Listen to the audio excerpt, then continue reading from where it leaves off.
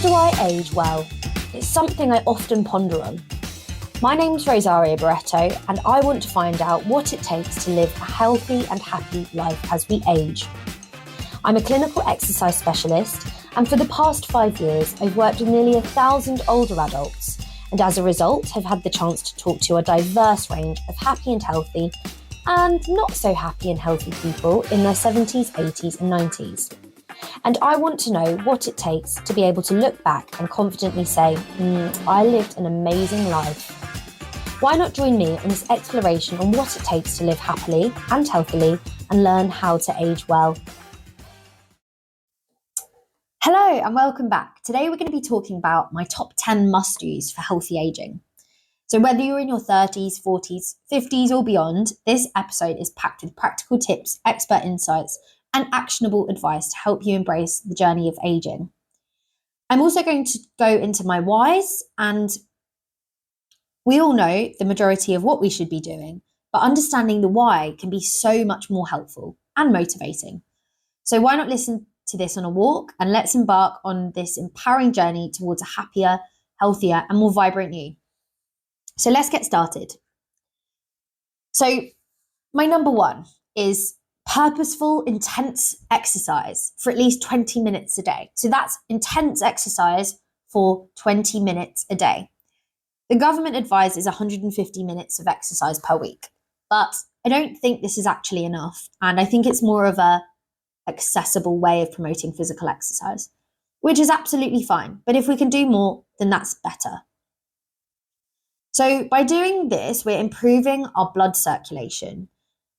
We're supporting our metabolic health, which manages our internal functioning and ultimately healthy weight management. We've also got bone health to contribute to better bone density and reducing the risk of osteoporosis, fractures and other bone conditions. So your intense exercise, it doesn't have to be high impact, but it can be high intensity. There is a difference. High impact is where we're potentially using our body weight and we might be doing something like running or jumping, whereas high intensity just means we're working really hard, but we could be doing this on a bike or a rowing machine, which has zero impact. It also helps us boost our immune system, and that ultimately makes us way more resilient to infection and basically being sick, and nobody wants to be sick. My number two is drinking 2 litres of water a day. So drinking 2 litres of water a day doesn't sound like a lot, but sometimes it feels like so much, and it feels like a really hard goal to achieve. I know that I aim for 1.5 litres of water a day, and I usually exceed this, but at least I'm getting 1.5 because I'm not very good at drinking water. So drinking water is really important for cellular function. Water is a fundamental component of all of our cells, and it plays such a vital role in various cellular processes, which includes nutrient transportation, temperature regulation, and waste elimination. So adequate hydration ensures our optimal cellular function. We won't be able to work properly or function properly without it. We'd actually die without water. So the next one is joint lubrication. So water is a crucial component of synovial fluid, and that's kind of this fluid that lubricates our joints, so our knees, our elbows, our hips. And you want this lubrication fluid to be really, really healthy. And the way it becomes healthy is through proper hydration. So that's going to prevent things like joint discomfort, stiffness, and also things like arthritis. We've also got cognitive function. So dehydration has been linked to cognitive impairment, including difficulties in concentration and short-term memory. So maintaining proper hydration levels is essential for optimal cognitive performance. And then finally, skin health. Water plays a role in maintaining skin elasticity and hydration. And dehydration can contribute to dry skin and may exacerbate skin conditions such as eczema. My number three is walk every hour on the hour. So walking with proper form and alignment contributes to overall health of the musculoskeletal system. That's our bones and our joints. Our bones and our joints, that's our bones and our muscles and our joints. That promotes balanced muscle development and helps prevent postural issues. Incorporating mindful walking habits into your routine can have so many long-term benefits for maintaining good posture and supporting a healthy, functional body. Bone health, cardiovascular health, joint health, but also cognitive health. Scientific studies suggest that walking may have cognitive benefits, which include improved memory and attention. Is associated with enhanced neuroplasticity, which is the brain's ability to adapt and reorganize itself. Furthermore, you've also got spinal alignment. So walking with proper form helps align the spine. The natural motion of walking encourages the maintenance of the spine's natural curvature, supporting overall spinal health and reducing the risk of postural issues. Now, if we're sitting, we're not supporting our postural positioning, so let's move more. We've also got core engagement, which we often don't engage while sitting. So walking engages our core muscles, which includes our abs and our lower back muscles, not just that six pack that we all think about.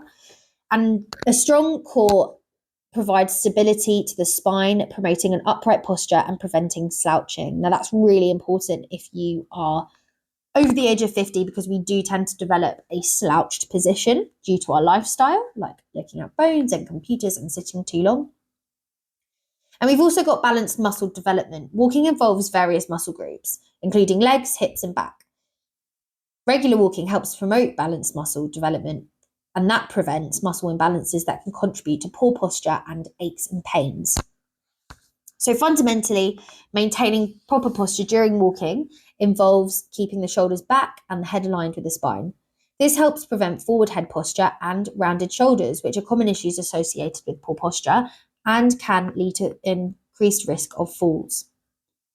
Functional movement patterns. So we've got walking mimics a natural and functional movement pattern, reinforcing proper biomechanics. This is just the way that we move. This can positively impact daily activities and movements, translating into improved posture during various tasks. So it's not just about our standing and walking posture, it's also about our posture when it comes to things like getting on the floor, lying down, picking things up off the floor. My number 4 out of 10 is use natural products on your skin. So natural skincare products typically avoid synthetic chemicals, artificial fragrances, and harsh preservatives. So using these products can reduce the risk of it. Sorry, I just knocked my mic. Let's just sort that out.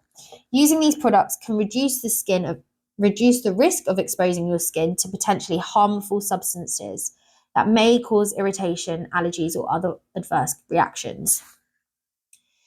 Natural ingredients are really gentle on the skin, such as plant extracts and essential oils, and are often gentler compared to the chemicals found in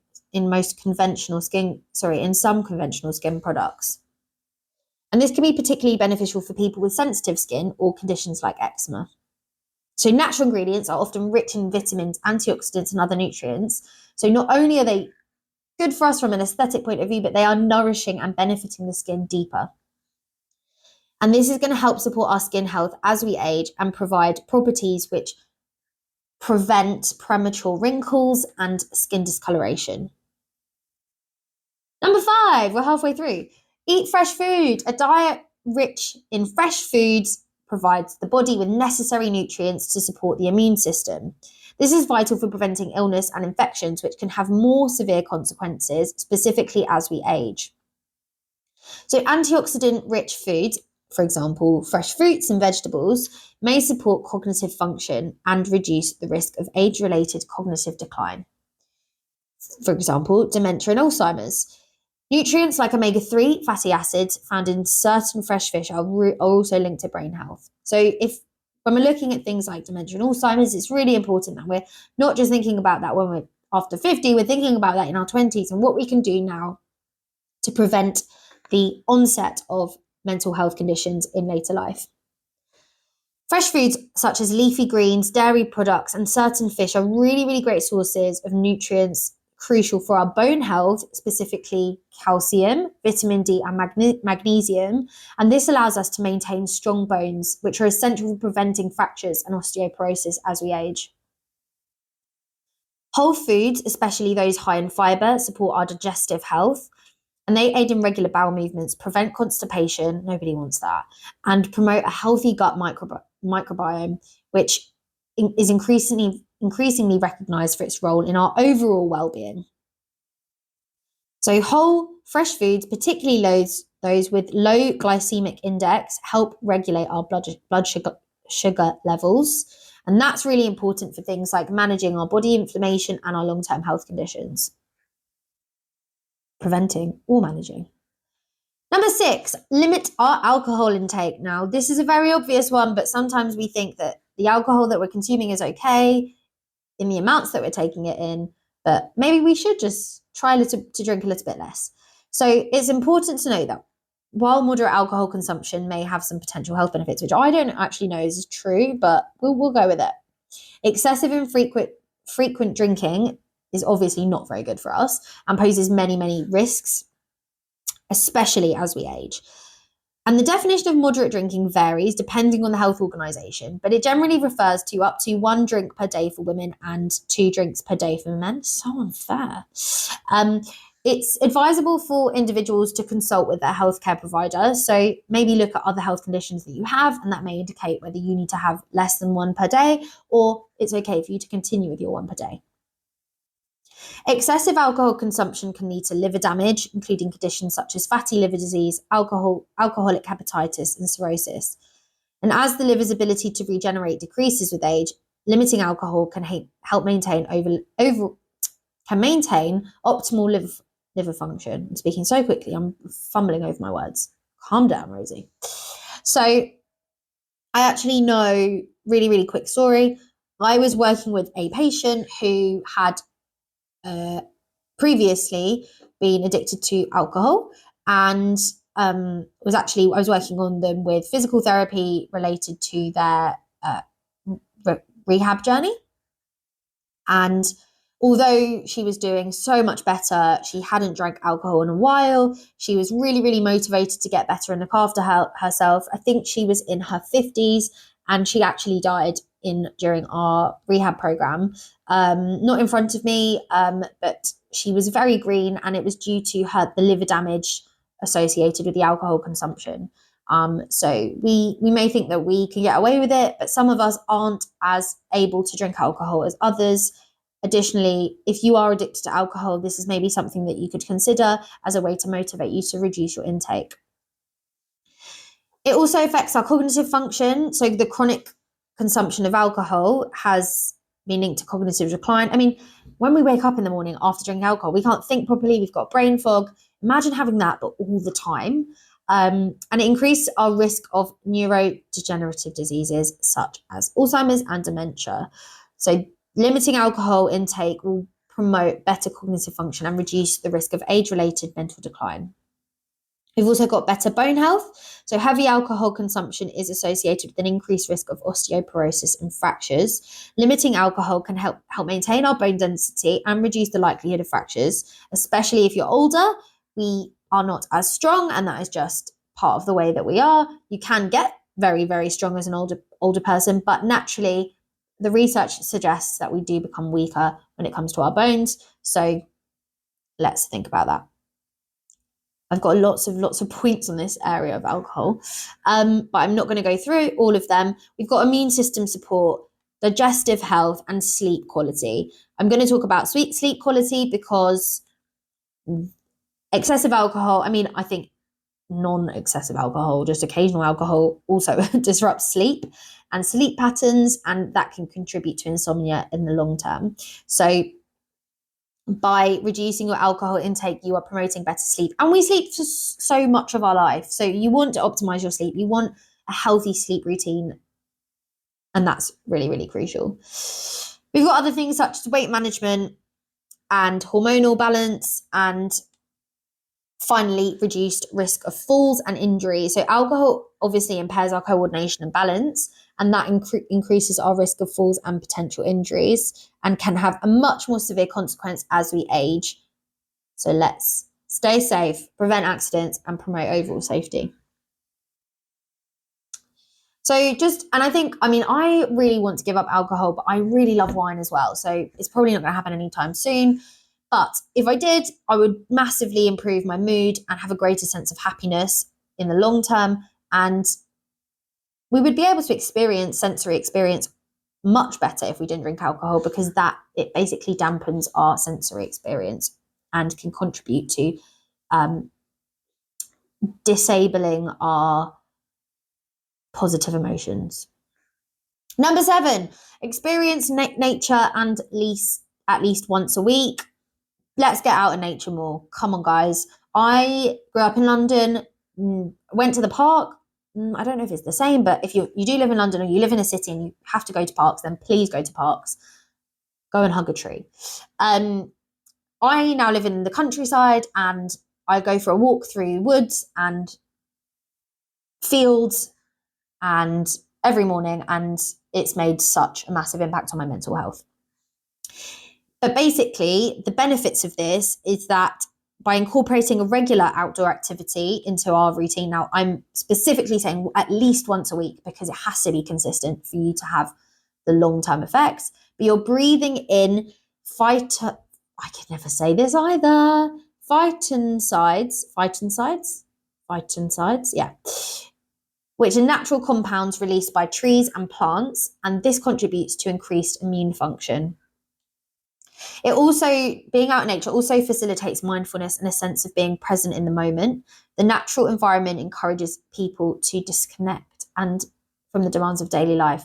This obviously promotes relaxation and mental clarity. Number 8 is stretching. I used to hate stretching and now I do it so regularly and I really benefit. I really feel the benefits. But basically it's promoting our physical and mental functioning abilities. But here are some ways that stretching is beneficial for us as we age. Number 1, flexibility and range of motion. As we age, we often experience a natural decrease in our flexibility and range of motion. So regular stretching can counteract this decline by improving the elasticity of our muscles and tendons, and this enhances joint mobility and flexibility, making it easier for us to perform daily activities and maintain an active lifestyle. We've also got joint health. It helps to lubricate the joints and maintain their health by promoting proper alignment and reducing stiffness. Another one is posture improvement. As we age, we develop poor habits. I've talked about posture in a previous podcast episode, so please go and listen to that one. But basically, changes in our posture due to factors such as muscle imbalances and reduced flexibility will impact our ability to move and stand and sleep. So stretching exercises and target specific muscle groups that can help improve our posture and address these muscle imbalances. Number 4, reduced risk of injury. Enhanced flexibility, improved range of motion results from stretching can lower our risk of injuries, especially as we age. Now that's really important. I think falls and hip fractures and injuries like that are one of the biggest causes of mortality as we age. Don't quote me on that. I don't know if that's actually true, but I know it's a massive impact on the UK specifically, and I think the US. We've also got enhanced circulation, so it increases our blood flow, stress reduction, engaging in exercises such as stretching. We'll incorporate mindful practices like yoga and Tai Chi, and that can help reduce our stress, improve balance and coordination, which, I've lost my train of thought. Improved balance and coordination, and that can help with us focusing on our stability and contribute to better coordination, which is really important to prevent falls. I love talking about falls prevention. And then we've also got muscle maintenance, and we need our muscles to move and we need our muscles to do daily activities. And if we don't have strong muscles, we can't do those things, and then we stay sedentary, and then we become really unhappy, and then we die, and we don't want that. And 9 out of 10, so we've now moved past stretching and why that's beneficial, but do that daily if you can, even if it's just 3 minutes. Number 9 is do activities that bring you joy. Oh, that's nice. Engaging in activities that bring us joy and satisfaction are so beneficial for healthy aging. We've got our obvious one, mental health and mental well-being. So this can have such a positive impact on our stress and our anxiety and our symptoms of depression. So make sure you're doing things and you're forcing yourself to do things that you enjoy, because it is really easy to just say, I'm going to stay at home, I can't be bothered, I'm going to watch TV instead. And watching TV doesn't do us any good, even though I love TV. So number 2 is our cognitive, as number 2 for do activities that bring us joy. It's like my section, number 2. Cognitive health is also important for us, for our brains to actually work. So we need to stimulate our brains and promote neural connections and cognitive function. So things like solving puzzles and playing musical instruments and enjoying hobbies and engaging in hobbies that maintain mental sharpness. And that reduces the risk of cognitive decline. We've also got social interaction. Please go and socialize. It's so important for our death rates and preventing muscle stiffness and us physical health. Just go and move and go and talk to people. We've also got physical health and stress reduction, which we know why doing activities that we enjoy are important, but focusing on our physical health and doing physical activities such as sport and going to the gym and swimming is really important for maintaining our weight and reducing the risk of chronic health diseases. And maintaining weight, now what do I mean by that? Basically maintaining a healthy body fat percentage, and that's internal, so visceral fat, but also our body fat. That's what I mean. It doesn't really matter how much you weigh as long as you're healthy. And we've also got a sense of purpose. By doing activities that we enjoy, such as socializing, sports, playing musical instruments, we gain a sense of purpose. And this is really, really important when combating feelings or thoughts around depression or that trigger depression, such as I'm not good enough, what's the point of me living? And it gives you a motivation to get up and take each day as it comes and having a positive outlook on life. There are also other elements such as adaptability and resilience. By pursuing activities that you enjoy, you're able to overcome challenges and learn new things, improves our quality of life, and that ultimately enables us to live our best life. We want to live our best life. And then number 10 out of 10. Number 10 out of 10, we got there. Socialize. We must socialize. I said that before, but I'm going through it again. We must socialize. And the reason this is so important is because it offers numerous physical, mental, and emotional benefits. All three. So with our mental stimulation, the conversations that we are having promotes mental stimulation. And that helps us to keep our brain active. And that reduces the risk of cognitive decline. Our emotional support. We're emotional people. We're human beings, you know. We have emotional needs, and by being social, you're reducing your stress, you're reducing your anxiety. And I think talking therapy is one of the most powerful therapies you can ever experience, even if it's just talking to a friend about your problems or about somebody that's pissed you off. And that is going to reduce your feelings of loneliness and enhance your emotional well-being. Reduce risk of depression. You cannot disagree with the fact that being social and socializing with friends and family will reduce the risk of depression. I think there's a book, actually, about what you must have to live a happy life, like the key ingredients for a happy life, and socializing is number one. Socializing comes before physical and mental, like physical activity. And I think that's because when you're socializing, it ticks a lot of boxes, but it brings along sense of purpose. You have to move, so you have to you're working on your physical health, and going back to talking, so important.